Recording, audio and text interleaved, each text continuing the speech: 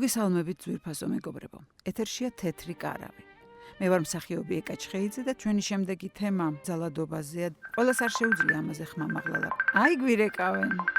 გისმენთ? მოგესალმებით. ისტორია, რომელსაც ახლა გიამბობთ, ბევრი წლების წინ მოხდა და არასდროს მომიყოლია.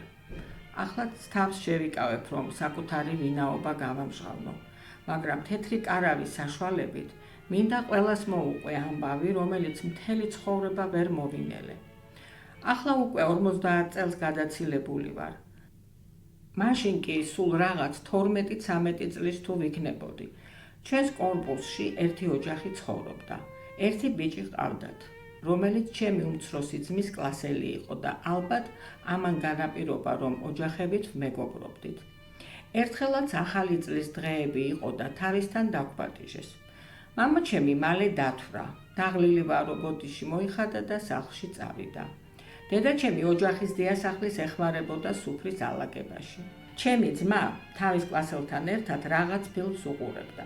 ფილმმა არ დამაინტერესა და მეც სახლში წასვლა დავაპირე, მაგრამ ოჯახის უფროსმა, რომელიც ალბათ 50 წლამდე იქნებოდა, ხელი ჩამავლო და გინდა თუ არა ვიცეკოთო. ორივე ხელი მაგრად მომხვია და მუსიკის ფონზე აქეთ-იქეთ მაქანავებდა. რაღაც იყო ამ ვითომ ცეკვაში ისეთი, რაც არ მსიამოვნებდა, მაგრამ ვერ ვუძალიანდებოდი. უცებ მოულოდნელად ტუჩებში მაკოცა და შოკისგან ხელი ისევ კარი კინაღამ წავაქციე. კარი გავაღე და სახლში გავიქეცი. ამ ამბავს ვერავისთან მოვყვებოდი. მისი დორბლიანი ტუჩების გახსენებაზე ახლაც გული მერევა, მაგრამ სამაგიერო ასე გადავუხადე. დილას აივანზე გავედი და დაველოდე სამსახურში წასასვლელად, როდის გამობრძანდებოდა სადარბაზოდან.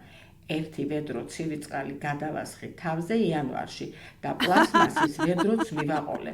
ვითომ ყვავილების მორწყვის დროს შემთხვევით გადამივარდა. მაგარი.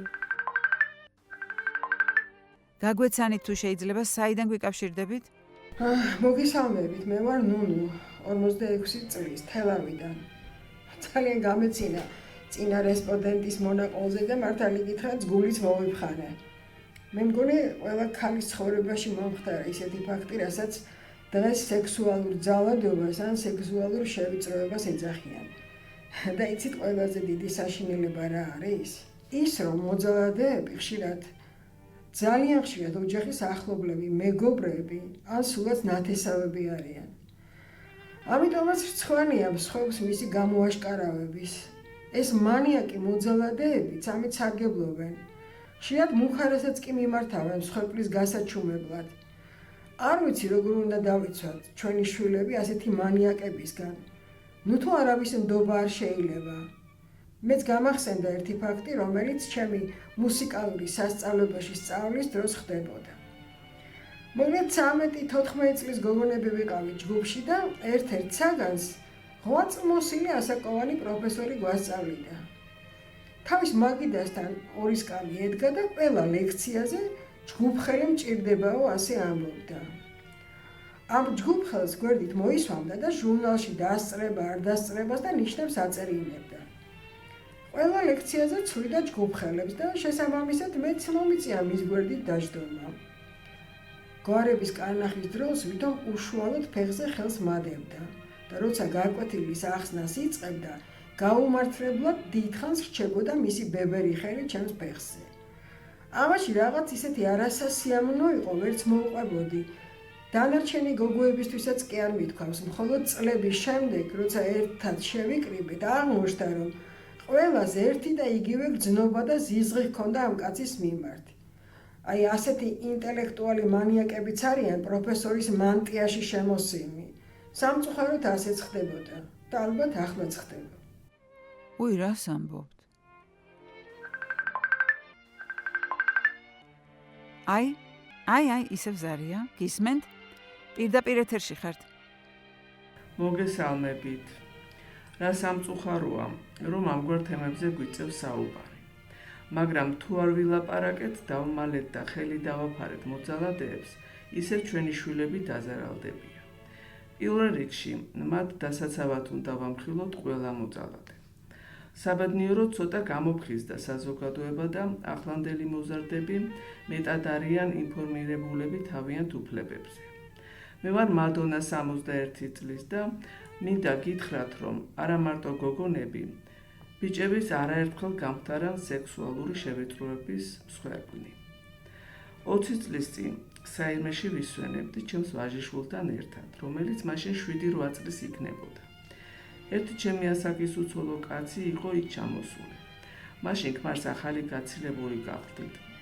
ეს კაცი ჩემი და ჩემი შვილის მიმართ განსაკუთრებულ ყურადღებას იჩენდა. სიმპათიური მამაკაცი გახდა და ცოტა მეც მომწონდა. ყოველ შემთხვევაში მისი ყურადღება არ მაღიზიანებდა, პირიქით ძალიან სიამოვნებდა. ხშირად გვაკითხავდა და ხან კაფეში გვეპატიჟებოდა, ხან სასეირნოდ. მეც არაფერი მქონდა საწინააღმდეგო. ერთხელაც სანატორიუმის თანამშრომელმა დამიძახა და ჩუმად მითხრა: ეგ სანდო კაცი არ არის და ფრთხილად იყავი მაგასთან, ბავშვი მარტო არ დატოვო. არ ვიცი რა გითხრათ. მთელი ღამე თეთრად გავათენე და მეორე დილასვე წამოვედი საირმიდან. კიდევ 2 დღე უნდა დარჩენილიყავი, მაგრამ მეტი აღარ მიმინდა. პრინციპში გამოვიპარეთ იქიდან. მაშინ მობილურები არ იყო მოგეხსენებათ. მაგრამ ტელეფონის ნომერი მანამდე გამოგვართვა და რეკავდა კაიხანს. მე ვუთიშავდი, მერე ეტყობა მობეზრდა და თავი დაგვანება. დღესაც არ ვიცი რამდენად მართალი იყო ის ინფორმაცია, რაც მას ეკავიგე, რომ პატარა ბიჭებს ავეწროებსო, მაგრამ ეჭვმა თავის იქნა და მასთან ურთიერთობა საბოლოოდ გავწყვიტე. ზოგჯერ შეიძლება ჩვენი ეჭვების გამო ვიღაცას უსამართლოდაც კი მოვექცეთ, მაგრამ ყოველთვის უნდა გვახსოვდეს, რომ პატარებს ჩვენი დაცვა სჭირდებათ და როგორც იტყვიან, სიფრთხილეს თავი არ სკივაო. დიდი მადლობა. ძვირფასო მეგობრებო, ჩვენი საეთერო დრო ამოიწურა და მე ისევ ერთი კვირით გემშვიდობებით. მომავალ შეხვედრამდე.